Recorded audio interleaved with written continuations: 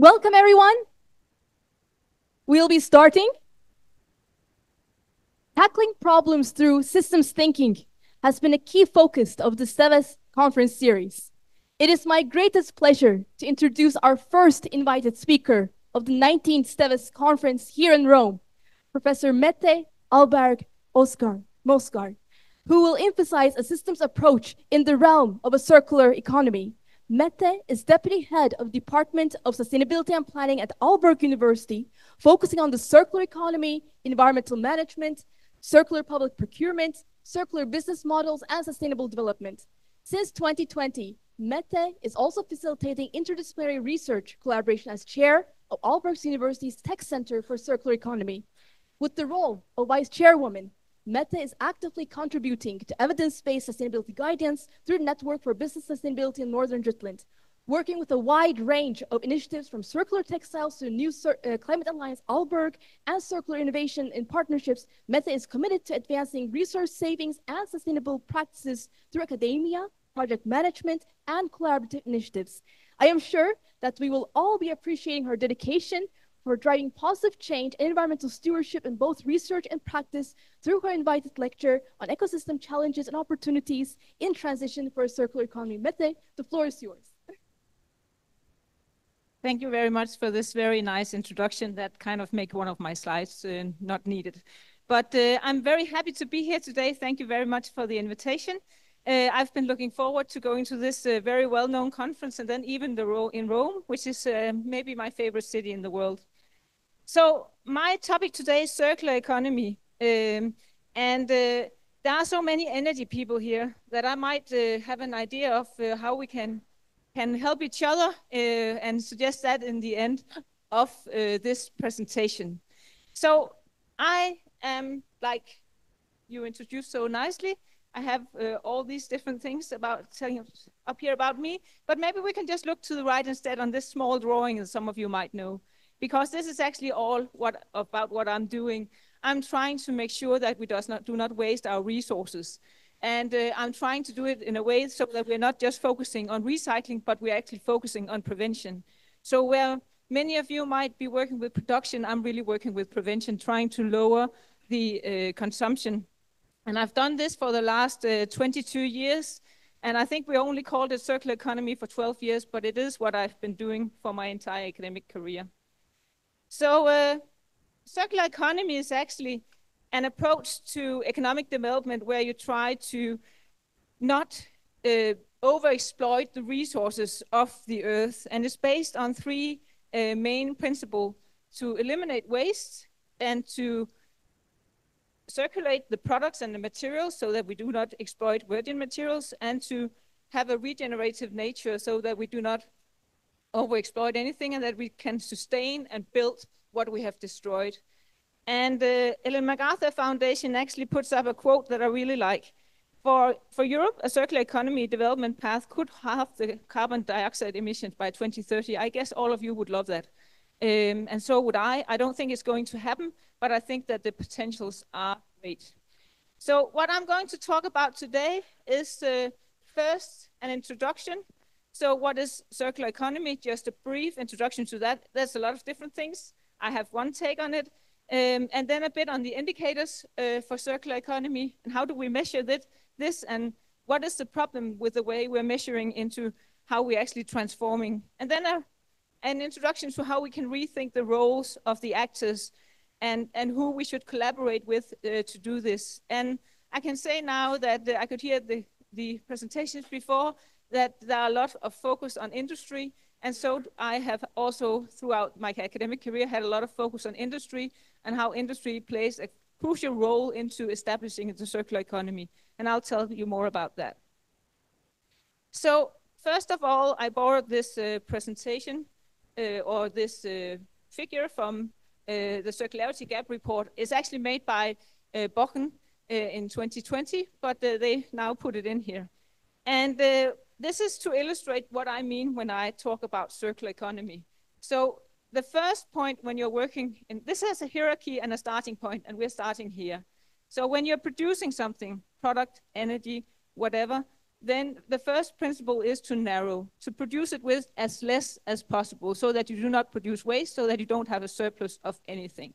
Then once it's produced, then you should use it for as long as possible.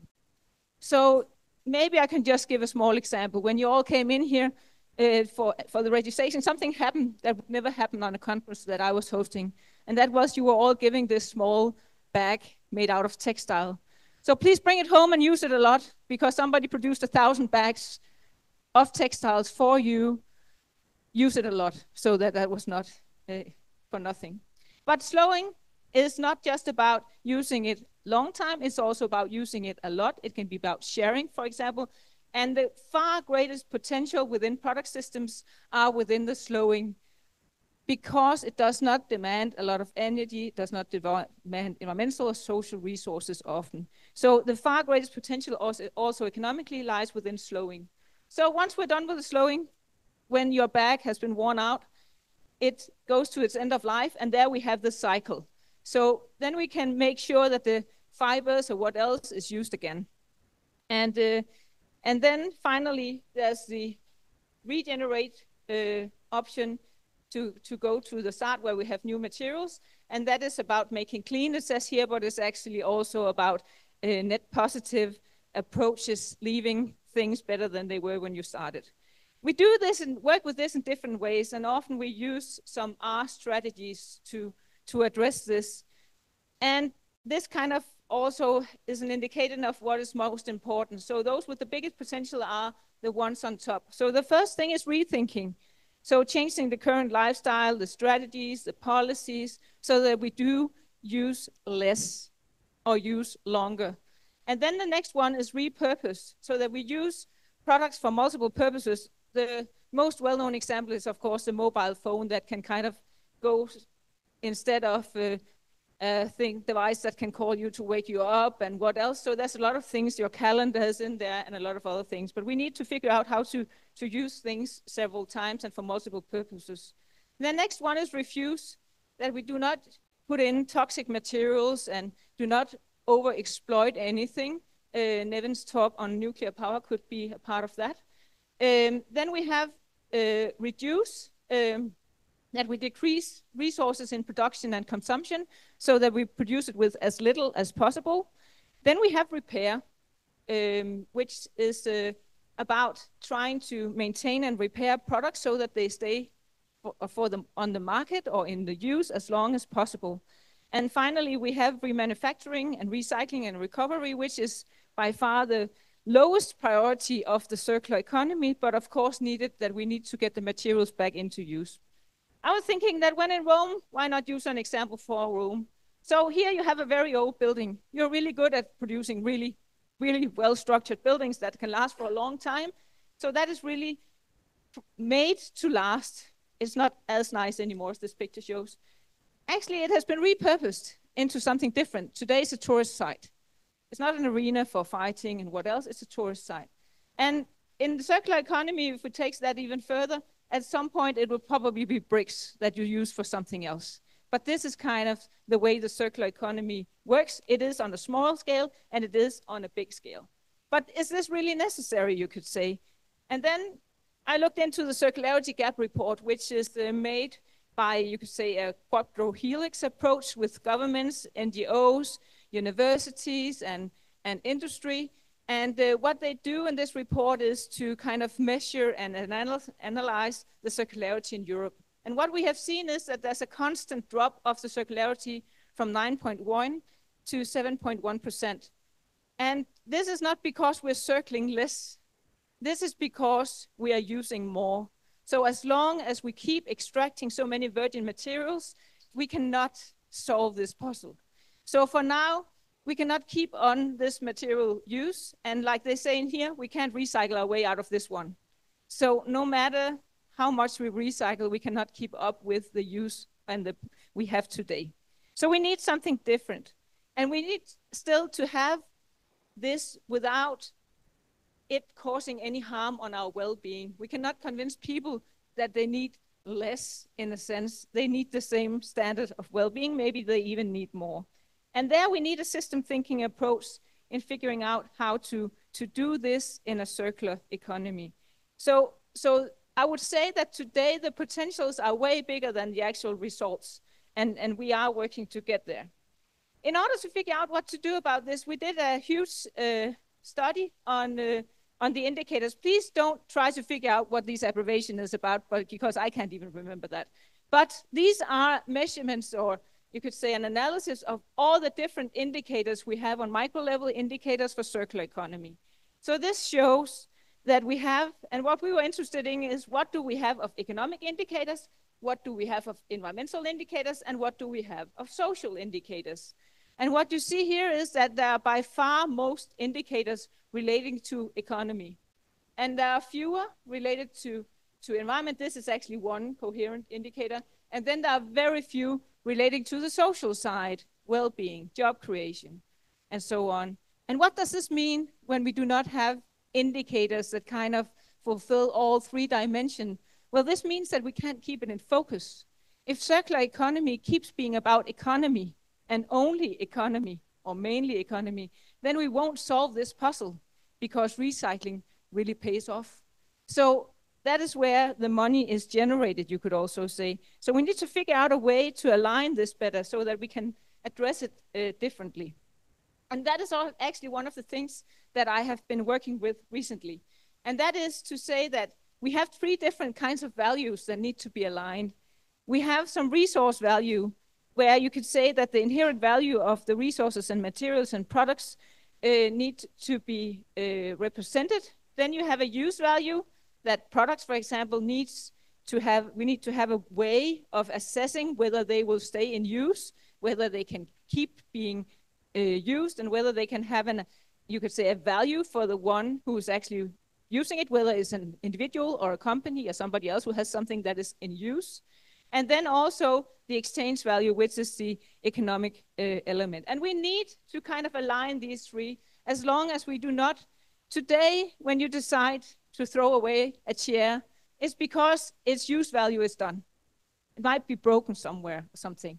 But you do not consider its resource value in doing so, that a new chair needs to be produced. And we need to figure out a way to align so that, for example, we decide, like we do in Denmark every once in a while, to just take away an entire solar panel field and just put in a new one because some of them failed. We could say they have paid off, it's fine. There were 3 of them that were broken and we need new ones. We could also have thought of the extreme amount of values and resources that has gone into producing these panels, and whether they should be repurposed somewhere else if they're still useful. So this about aligning the 3 types of value, it might cost something. It might cost some hours. There might be something that needs to be done. And we have very few examples in Denmark and also some in Germany where this is done, but most often, most energy technologies are discharged once they have been through their first use. Hopefully you will tell me otherwise afterwards. I've been searching wide to find these examples, but they are hard to find. So what we actually see now is that we are stuck in this system. You could say that we are frozen in a linear economy because we have all incentives to do so. Today, the companies keep producing stuff that are better than what they used to have. So if you produce chair, you produce a better chair. It might look better, it might be newer, it might have a different color, different whatever. It could also be wind turbines that are big, little bit bigger, can produce a bit more, well-used offshore. They keep improving their products in a way that kind of push the old products off the market. So we are frozen in a linear economy where the actors are put into specific roles of to reproduce and repurpose and put things into the market instead of using what we already have. And I'm not talking that we shouldn't have more wind turbines. Of course we should. But we have a system now where we kind of keep exchanging everything in a really high pace and keep having a huge resource consumption for whatever we do. It's your clothes, it's your cars, it's your houses. Nothing is built to last today. In Denmark, now you introduced so nicely that I've been working with textiles. In Denmark, we're really proud that we use our clothes a lot. So within the last 4 years, we've gone from using it 4.6 times on average to 5. So it's washed 5 times and then we throw it away on average. I mean, this thing about keeping things for longer is not about not having clothes to wear. most clothes would be able to be wearable after 5 times of being washed. And now you all might say it's not me, but go home and look in your closets of what has never been worn in there. And it's probably also you. So it's at least also sometimes me. So we are frozen in this system and we need to do something else. And Ellen MacArthur has suggested this one that I have been quite inspired by, where we kind of say that we should work with these inner circles. So the first thing is to try and keep things with the user. Can we make the products, whatever the machinery, whatever we have, to last for longer? And maybe that needs some repairing. So more and more companies go into services as well. If they can earn money from servicing the products that they have already made, then they might not have to sell new ones. So more and more production companies earn money out of service. And we see actually in Denmark now that for furnitures, for wind turbines, and several other kind of big industries, they now make more money out of service than out of production, which is interesting because then there's also then the economic calculators there, and then we can actually make them keep doing that. And then, of course, there are the other recycling alternative once the products fail. I think actually here in Rome, you have some 800-year-old sewage systems, which could be a perfect example also of something that has been made to last, but is also maintained and repaired, and probably also remanufacturing into fitting the new part of the sewage system. So we do this, and we have been good at this, and maybe this is more about doing things the old way than doing it a new way. So what we have developed is this framework, which is, of course, it's a busy slide, sorry for that. I'll take it step by step, but we have tried to make some new roles. The first thing is to say that that we need some value transformers. Those are those that normally design and produce products. So they need to design long-lasting products and to create renewable designs and design products for several use stages, meaning that when you do produce a new product, of course we need new products every once in a while, you do it in a way where you try to make it stay for long. And then the next is the consumers, because of course we also need the consumers, whether it's a private consumer or a company or even the government, to look into this. And we are struggling with the circular procurement in Denmark right now from the public sector to make them realize how important it is that we do not just keep spending all our money buying new stuff, that we can actually repurpose some of the stuff we already have. So there are some huge factors to do here. You can resist impulse purchasing. That's rarely a good idea. You can, and that's not just private consumers. The municipalities and so on do a lot of impulse purchasing for things they think they need this year. And then prioritize durability so that you have something that lasts. And then commit to the products that you have and use them for longer. So the next one, which is kind of covered behind, sorry, the picture there. But that is, you could say, the companies which we call value gatekeepers. They are to keep the value for as long as product, to avoid product obsolescence, to provide take-back systems and reuse system, and to include refurbished services so that you can actually keep on getting your things repaired and used. And then finally, we also have some politicians down here, which we call value accountants, that should kind of have some kind of a consumption limit. So as long as we keep consuming the way we do now, we cannot make anything circular. And we can also not sustain this level forever because we're running out of materials. So something needs to be done. And also to enhance product transparency. What is actually the knowledge about products? How are they actually produced? When we import things from other places on the earth where it has caused a lot of trouble making them, do we know what we're actually doing? And then also of course, encourage extension of lifetime. What we've seen in some European countries is that there are now new limits of how much guarantee you have on your products. And when you buy a new washing machine, it makes a big difference whether there's a 2-year guarantee or a 10-year guarantee. Because if it's a 10-year guarantee, it's probably going to stand there producing, washing for 10 years because it's been produced to last. The producers have to do that if there's a 10-year warranty. And we have seen these warranties go down also. Just a small example from a window factory where we have been working with this. This could sound like a commercial for Krone Windows, which is a high-end window producer in Denmark. They make windows that can last for 65 years. They also do repurpose windows, meaning that if you have a house, you want new windows, they can come take out the glass and put in a new glass and then give it a new alloy frame, and then it looked brand new. It costs 1/3 of the price of a new window. It has the same technical capabilities as if you have had a new one. It lives up to the newest regulations and building standards and what else. They cannot sell it because nobody wants a used window. They want a new window. Then we told them, just sell it to the municipalities. And then they made tenders for that. Said, okay, we can, in your hospital, we can put in these windows that are not new. They look new. They have the same. It costs 1/3. And what were they told? You cannot do that because none of your competitors can do it. And then it's not a competition. Then the EU tender does not work. You cannot do this. So we are stuck in a linear system again. And how many products do you know that cost 1/3 for the more sustainable option? Very few, maybe wind energy. But this is actually the entire problem, is that we need also the market to be ready, and we need the producers to be ready, and we need that match before things is happening. And we've seen that within some areas that this is now being done. And here is a very nice example where it actually works. This is from a huge project we have had on textile for furniture. And this guide over here, which is just a small part of the guide, is actually to help people purchase the right chairs. And what we tried to make them do was to say, what is the most circular option here? These are companies producing chairs, producing textiles, remanufacturing chairs, reselling chairs, and cleaning furniture, not just chairs, but furniture in general. And what they do here is to say that the first step is to, if you want a new piece of furniture, at first you need to rethink whether you actually need it. Do you have something already there that could be used?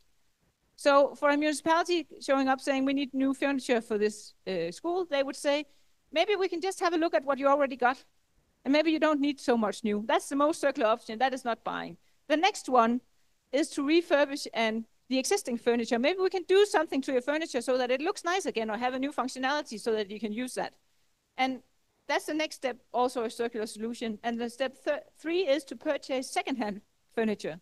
And today in Denmark, the market of secondhand furniture is so hard that you cannot, I mean, when you want to buy secondhand furniture, you have to wait for it, for them to get something in return so that they can sell again, because so many public tenders have reused furnitures. And then finally, if this is not an option, you cannot find any of these in your cellar, in your school, or used, then you buy new furniture, and then there are some suggestions for how to have an environmental label and so on. And then you could say, why the hell would the companies do this? They live out of producing. So why have a suggestion for those who try to purchase things from you that says, first of all, don't buy it. Second of all, can we help you to buy something used? And third, maybe you don't need it, but okay, if you really need it, then we can buy some, but then please use this sustainability stare to do it the right way.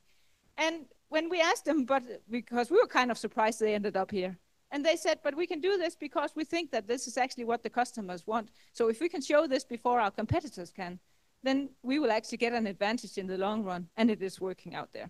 So I haven't put down the company names here because it hasn't been launched yet. It will be in the end of September. So I just wanted to say that there are really, really nice examples. So in Rome, you might have the sewage system and the big buildings, but in Denmark, we have a lot of wind, so we do wind turbines in Denmark. And last year, 2023, the surplus of the service department in Vestas was higher than the production side, meaning they are making more money out of service than they are out of producing wind turbines. The service contracts are up to 35 years. And why do I love this story? Not just because it's 22 years since I first began working with Vestas. I did my PhD together with them, but that's actually not it. I love this story because the 35-year guarantee makes sure that they have tenders running for 35 years. It makes sure that they will have products that can run for 35 years. So they have all the incentives in the world to make a turbine that needs very little service, because Vestas is the one paying for the service. It has been purchased from the beginning. So this is actually really interesting. Of course, this has challenges as well, and you'll probably tell me afterwards, but this is actually making the wind turbine produce longer, which in a circular economy is the primary goal we have And then there are, of course, problems with the wings and what else. Let's see if we can solve that in the long run. But this thing about having a structure where you have an incentive to do this in a different way. And then I would like, now you saw all the R strategies before, and I would like to suggest one more that is not in there, and that is relate.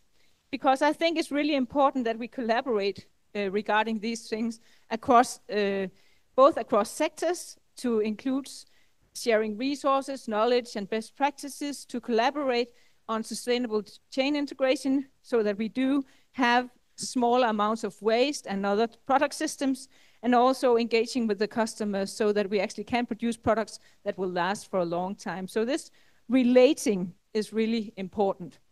And we did studies on this as well. So this is 47 companies, and that might not sound like a lot, but if you want to find 47 circular companies, that is tough. We have done a lot to make this happen. And what we have worked with is, first of all, having circular economy as an add-on. That is companies that have a linear production system, but has some add-on. Maybe they have a repair service or something. And then we also have those who have circular economy as their core. And then we have supply chain perspectives and ecosystem perspectives. And what I would like to argue here is that when we go into the ecosystem perspective, then we actually start to change stuff. In the supply chain perspective, you might change one supply chain at a time, but when we can make the ecosystem of companies change, then the entire, also the consumers and the buyers will also change their focus. I do not have the time to go very detailed into this one because I think we got off on a late start, but I would just like to show you that what happens when we this is a bigger sample. Here we have 115 companies included, where we have asked them, are you collaborating with your competitors? Are you collaborating with others? Do you see circular economy as a core business? If you see circular economy as a core business, do you then collaborate with your competitors? And then finally, if you collaborate with others. And what we see here is that a lot of companies actually do collaborate with their competitors on circular economy, but that is mainly as long as it's recycling. So if you have a nice way of sorting your waste, or you have a nice take-back system or something, you collaborate with your competitors, and that it makes sense for everybody. But as soon as you go into circular economy being the core of your business, so this is what I make money out of, then it stops, because then you are competing with the others who could earn the same money. And this is really a shame, because this means that we are not establishing the ecosystems of the circular economy. We are establishing one by one changes in the companies, which are great, but we will not solve the puzzle. And we have developed, you could say, a way of talking about this that relates to commons and anti-commons. And commons are the shared resources. So in the areas of the industry where you can share something, it can be tourism industry that shares the nature, where if they all do not overexploit the nature, they can all have access to it. It can be energy, it can be water, it can be different types of waste fractions, where if they all, or resources, so if everybody shares and see it as a common, not being overexploited by anyone, they all collaborate to make it stronger. And we've seen that within several sectors now, that they do collaborate to make everybody win. And then we also have the anti-commons. That is what you can say hinders the efficient use of resources. So if somebody can differentiate and say, for example, in Denmark, it could be the organic fraction, which everybody would like to get a hold of from the household. And then they would say, but we have a cyclone that can handle this piece. We don't have to take away the plastic, just put everything in there. We'll make sure later on that it's taken out. Then they outcompete all the competitors that does not have that technology. But it also means that forever Danes think that they can put plastic into their organic fraction. And we have several examples of this where industry kind of try to differentiate in a way. Could also be mixing weird fibers into concrete. Yeah, that's great, then it's lying there. What happens when you need to reuse that concrete and nobody knows what fibers are in it? So all these anti-commons where people are trying to differentiate in a way that destroys the system is actually a huge problem now. Then we also ask these companies, what are you collaborating on? And we need to relate beyond the traditional actors, I think. So this might look like a quantitative study, but this covers over a lot of site visits and a lot of interviews. So it's actually just a qualitative study made on a graph.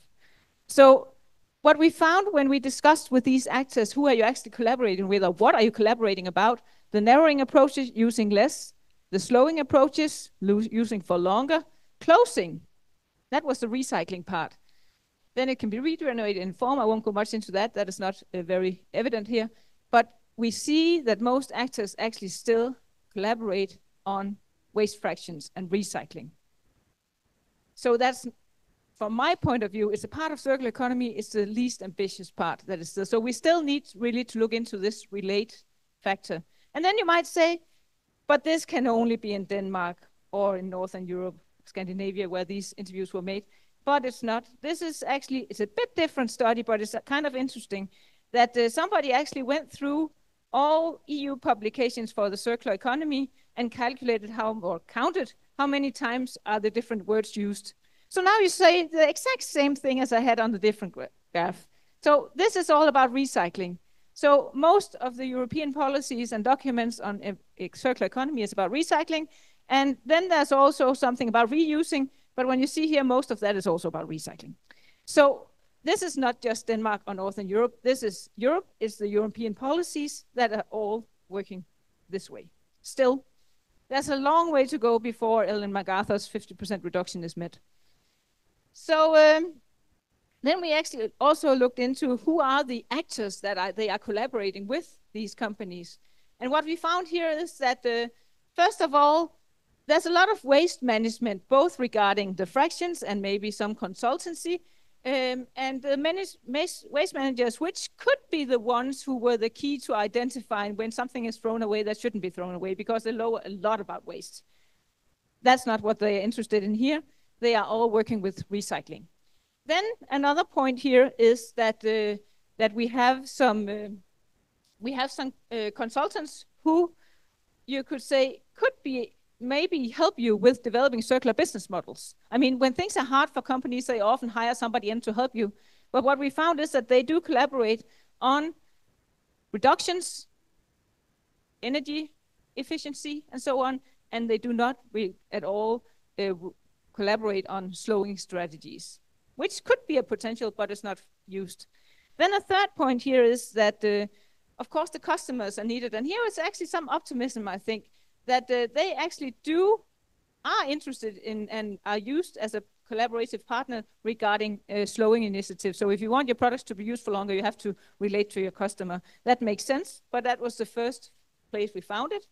And then finally, of course, the supply chain is still very evident in this. So you collaborate with those you used to collaborate with. You might change a bit, but you're not trying to change the entire system. So I think we really need to work more on this relate strategy.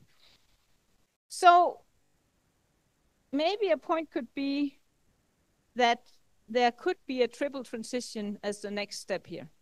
So we need digitalization. We heard the presenter here earlier said that maybe we need AI to help people figure out where they can put their solar panels and so on. Thank you for that one. We need digitalization to solve the puzzle and also to make the systems more renewable. And we need renewable energy for certain, for everything to run smoothly and for us not to destroy or burn out our planet. And then maybe we need circular economy to help this transition, because we are running out of resources also for the solar panels and the windmills and what else.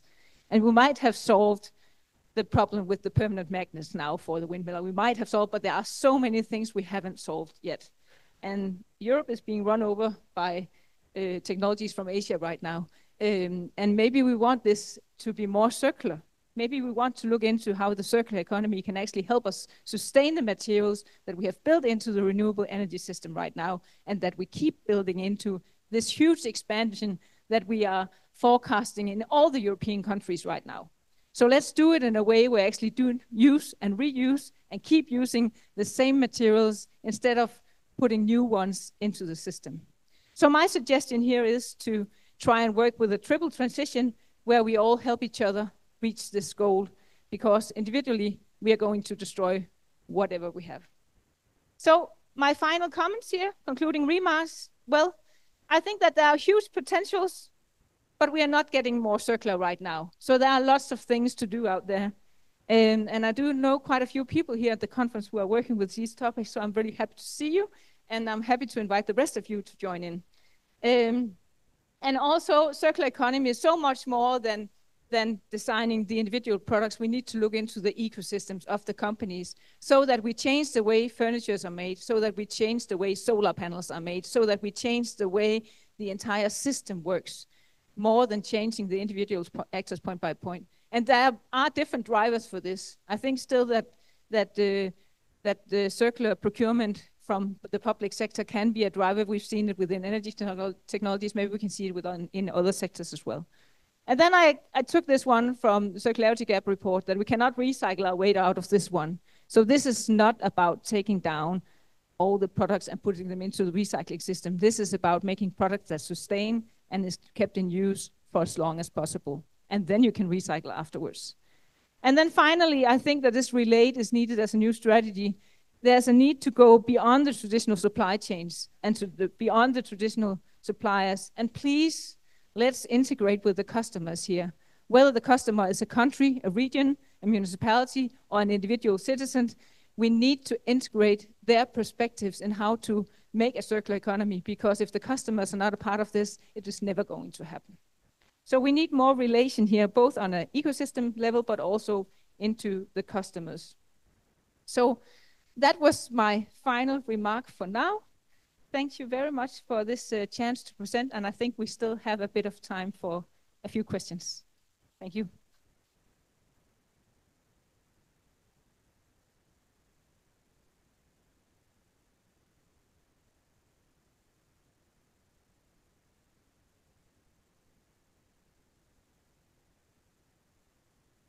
Mette, thank you for an excellent presentation, how we can close the circularity gap that you mentioned, and with more collaboration across sectors, supply chain integration, ecosystem perspectives, and also engaging with the customers. I hope that we will be able to close the circularity gap and allow this to accelerate decarbonization and allow also digitalization to support circular economy. So this is opening for questions. Nevin, you have the first question. Try this one. Thank you for brilliantly describing why circular economy is so difficult. But I have a question related to materials. If we look at all the materials we need for energy transition, this is smaller amount in tons than a single year of use of coal. So that would, I guess, improve recyclability of or everything we use if we remove fossil fuels, because these materials are mainly metals which are relatively more easier to recycle than other materials. That's one question, and another sub-question is, can we somehow think of synthetic plastics which could be easier to recycle than the current one? I can answer the last question first, because I know nothing about plastics, or so I'm not going to answer that one. Sorry. I think that there's of course the option of recycling metals. There is a loss in every cycle, and there's a huge energy consumption related to every cycle we make of these metals. But metals are the area that we have gone the furthest into recycling, basically because it has a lot of value. And I think that the challenge is that we will not keep having access to these many metals in the long run. So if we are not have the circular systems ready, we will run out before. I mean, you won't get the old solar panels into recycle before you need new ones in this way, the pace we are taking now. So there are rare earth metals and so on we will run out of before that. So my point is more that if we can build things to last, then we will not have this scarcity problem. And yes, you're right, in tons, coals are far beyond, and I'm all for the green transition, believe me, but I think that we can do this wisely. Instead of doing the same mistakes that we have done within all the other sectors, we can do this better. And since we are facing right now a huge transition in all the European countries, then it makes sense to do this in a way where we do not overexploit, where our metals becomes a common, that we all dig into in a ways that it can be sustainable. And I think that that is not what's happening right now.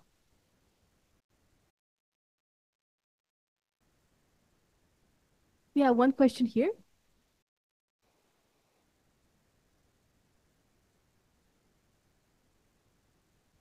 Oh, thank you. Terrific paper. I very much enjoyed it. The triple slide before, the one comment that I thought is also important is transparency. It's so difficult as an individual or as a customer to know what the true cost. And I wanted to get your comment on that as a specific example. I like how you use specifics. I'm from Toronto, Canada. We extensively waste plastics, as everyone does. And one transition I've seen is to, instead of having plastic glass once used, they're now replacing that with aluminum cups that can be recycled. But I have no idea if there's really an environmental benefit to that. But that has been a transition I've seen. But without the transparency, I don't know if it's a good thing or a bad thing. So that would be my one comment, if you can, share your thoughts on that. I'm afraid the answer is it depends. It depends on how you recycle that aluminium. But I mean, the LCA shows that it's a bad idea to replace plastics with metals if it's one-time use, most often. But there are exceptions, especially if the aluminium is processed in areas where you have a lot of excess renewable energy, for example, then it might be better. And it also depends on whether you see plastic and oil as a resource that you can keep on using or not. So there are kind of several questions in there which is determined on where you are. But being placed in Canada, I would say that the one-time used aluminium, that sounds like a really bad idea. I think you should aim at not having all these one-time uses instead. I mean, the circular option is not to replace a one-time use with a different one-time use. Yeah. Well, I do think they recycle the aluminum, to be clear. But my point was the lack of transparency. To your point, it depends. But how do I know what is the right solution without having greater transparency or communication? I think it's a real barrier. I think there's a lot of product regulation going into now that you kind of know the CO2 impacts from the different products, which would give you an indication of that, whether plastic or aluminum is better, but you might want to go to a different kind of solution would be my answer. Why take one step that might be a bit better if you can jump into something that's a lot better? I don't know where all this one-time usage came from. I mean, why are we out here drinking of one-time use glasses? I mean, yeah. So while the microphone is traveling to our next question, I would maybe like to make one comment that is really about the systems thinking approach that Mette emphasized in her presentation, and trying to look what can we connect so we can reduce also the waste and prolong the use. So we are ready for our next question, which is here. You have the microphone. Thank you very much, Mette. Thanks for the excellent presentation. My question is on added value. In Europe and globally, of course, a lot of added value today comes, and also prosperity comes out of production. So, and when we keep now things longer in use, when we do all of great things, which I personally really love, what happens then with added value? My question is there some like large scenario works out there that compares the effects on added value production as we do it now on the one hand side, and on the other hand side, the system as you sketched it up? Do you know any answer on that? I would say pretty huge question. In the circularity gap report, they do have calculation for some sectors, and Ellen MacArthur is always also calculating sectors, and then the rest is done individually in LCAs and system LCAs within the different sectors. But it's a huge input-output analysis that makes it really hard to translate into practice. So I think that for now we have to rely on understanding that if we reduce the resource consumption in general, is a good thing. And then if the new system we put in use has a lower resource consumption, it's a good thing. But we cannot necessarily calculate whether it's on the short run gives a lower CO2 emission, for example, because there's so many unclear things here. But there are done a lot of calculations both in Europe and abroad. But wouldn't it be super important to have answers on that but level? We do have the answers one by one. So we did washing machines and white goods, and we know that it can never be a good thing to replace a washing machine that is still running. So never mind if you have one who has a lower energy consumption and a water consumption, it doesn't make sense. You need to use the old one because the embedded energy is so high. So one by one, we take the products and figure it out. But there's no kind of one answer to this. The same with refrigerators. If they have a B mark or better, then keep it, don't exchange it. But it's really one by one right now. I'm sorry about that, but it's a really, really complex use and dispose system, this one. And also because, of course, there has been a lot of regulation in Europe trying to make the products better, which means that better products are coming into the market now for some areas than before. But even for the electrical cars, the discussions are there. If I have one at home, a very old one in the garage, which I do, I shouldn't kind of buy an electrical car because it's used so little that it doesn't make sense to have a new one. But people are still pointing at me saying, Mette, you should. But in the system thinking approach, it's not the right approach. But I don't have one answer for you, sorry.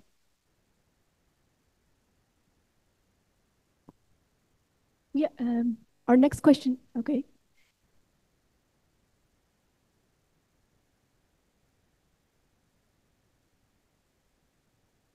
The microphone is coming. Thank you. For the interesting.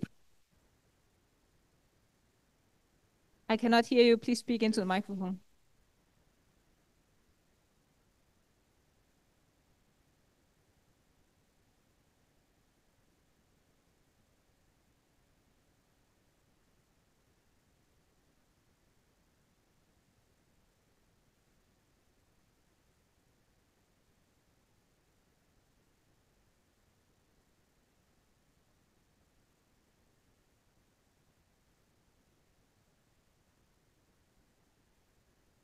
It's turned off.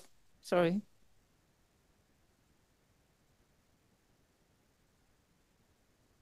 Mette, in your presentation, maybe I will take this opportunity to ask one question to you.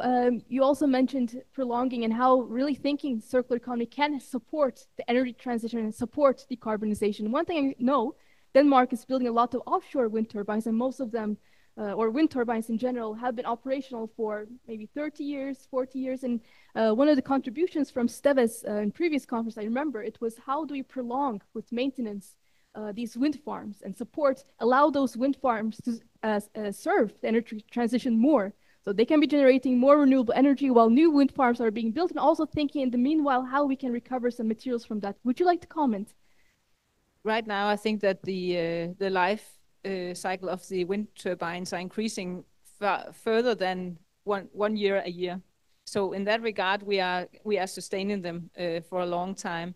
And I think that it should, of course, make sense from an energy point of view to have them out there producing. If they becomes too old or you have much better technologies, of course, you have to take them down and process new ones. But for now, it seems that the life extension is way beyond what we have thought they would be just 15 years ago.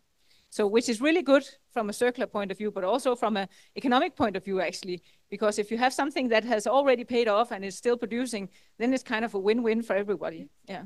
I think we need more win-win solutions. So are we ready for our next question, please? I think now it's working. Yeah, thank you for the nice presentation. I was just wondering, most of your examples were like from the business to business sector where this was successful.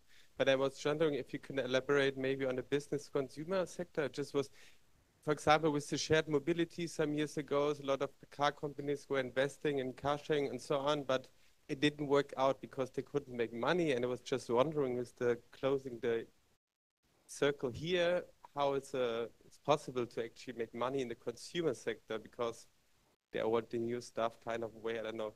But yeah, maybe you could elaborate there. Well, we do see a lot of the business to consumer systems fail. For example, we've had it within clothing, dresses, kids wear, and so on.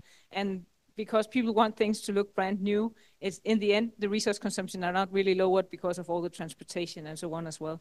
But we do see it, for example, with the repair options. If you, for example, have a product with a prolonged guarantee, so people are willing to pay more if their washing machine is guaranteed to work for 10 years, then they would pay for one who's only working for 2 years or guaranteed to work for 2 years. So we see that we need a different incentive system so that people actually feel like this is something that I can benefit from. And the areas where it fails is if it becomes too hard.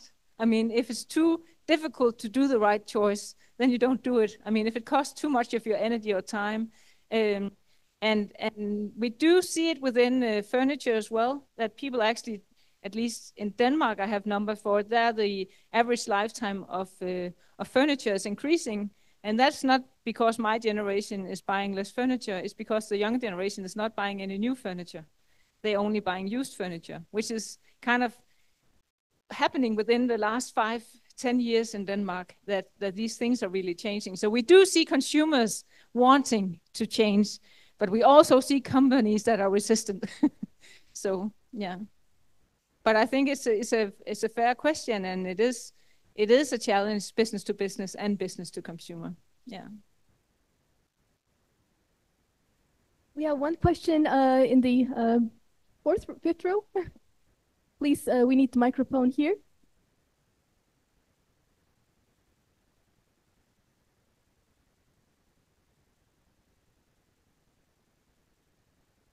Hi, thanks for the very interesting presentation. I have one question about the R's. So as I remember, it started with the 3 R's, like reduce, reuse, and recycle.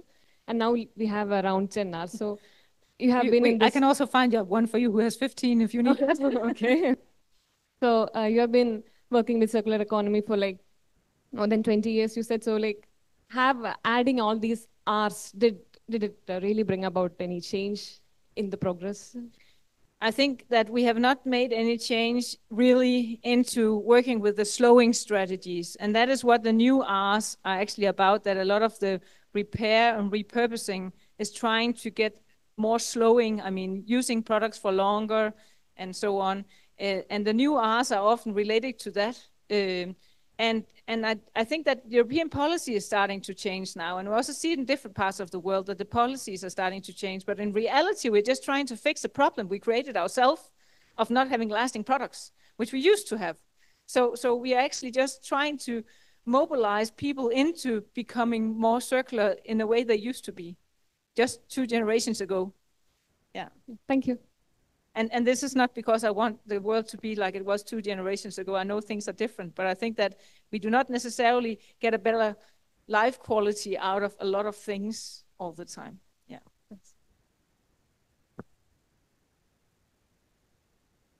Thank you so much for the informative presentation. Abir Al-Arawi from Saudi Oil Company, Aramco. I just want to ask about, from your perspective, how do you think the circular economy of the carbon can be applied in the oil gas industry?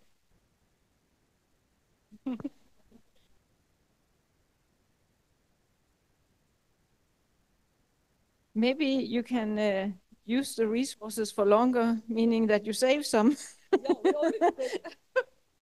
No, I think it's a hard question. And I think that, of course, we need oil for some products still. But I also think that we need to look, even though we have plenty of oil in the ground still, that we need to look into that there are other problems with this, of course. And we need to use it as something we use when there's no other option. Like with the rare earth metals, that oil should become something that has value instead of something we just burn. Because there are uses. That's only just again the oil. The operation itself, from producing until the transportation. How can we apply the circular economy on that? I don't know. That's my answer. I think that it's really hard within this industry to really work with circular economy. I'm sorry, but of course you can do as much as you can not to save or to save energy and so on, and not to overuse anything in the process. But the product is still a challenge, you could say, within circularity. Yeah, sorry.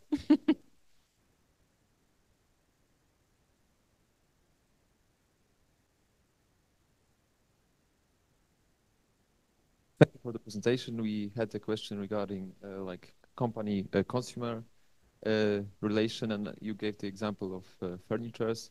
And I want to ask you, how is it, what's your opinion about it, that we have like reused furnitures and the decisions are being made by the customers? It means like, is it more like price driven, or more, like their consciousness of awareness of the environment and recycle? So I mean, I'm like, for example, I had like build up a wardrobe from a well-known Swedish company, and my feelings are, I bought the same wardrobe 10 years ago, and my feeling is that the quality of this furniture is getting, for example. And what are your ideas about it, or what are your thoughts? I think that for furniture, we see now that even you can say the low-priced brands are changing. And I have had research project with IKEA, for example, if that's what you're asking.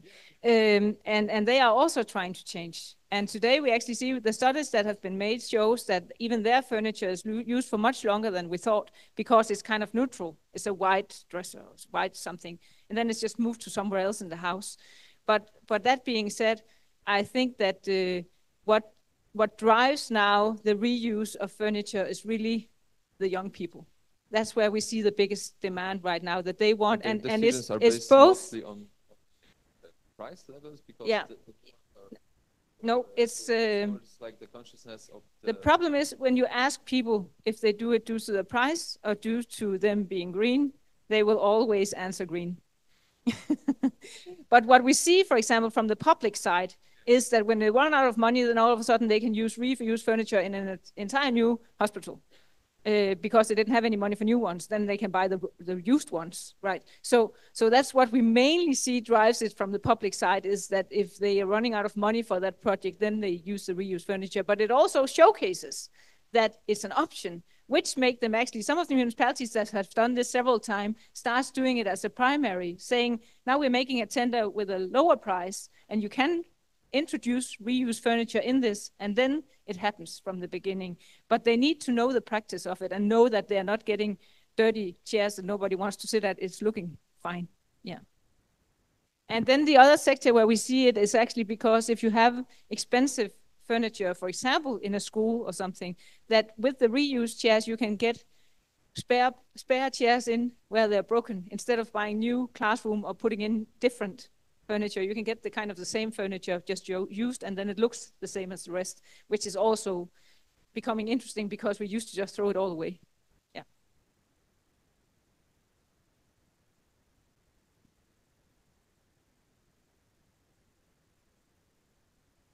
In trying to summarize a little bit of the discussions, could it also be possible to view it from this way, that circular economy is not a end itself, but it's a means, it's a tool to support broader the framework of sustainability. So where circular economy can support sustainability and like decarbonization, mitigation of climate change, and supporting the targets that governments and nations and even cities or industries have put for themselves, more the science-based targets maybe in that direction. I know that you're working, Mette, very much closely with many collaborations and trying to really drive this positive change. So that would be my way of trying to summarize the points of your presentation. I do not see any more questions, and I would like to thank you, Mette, once again for a very insightful and excellent presentation. So thank you for your excellent invited lecture, and we all thank you very much.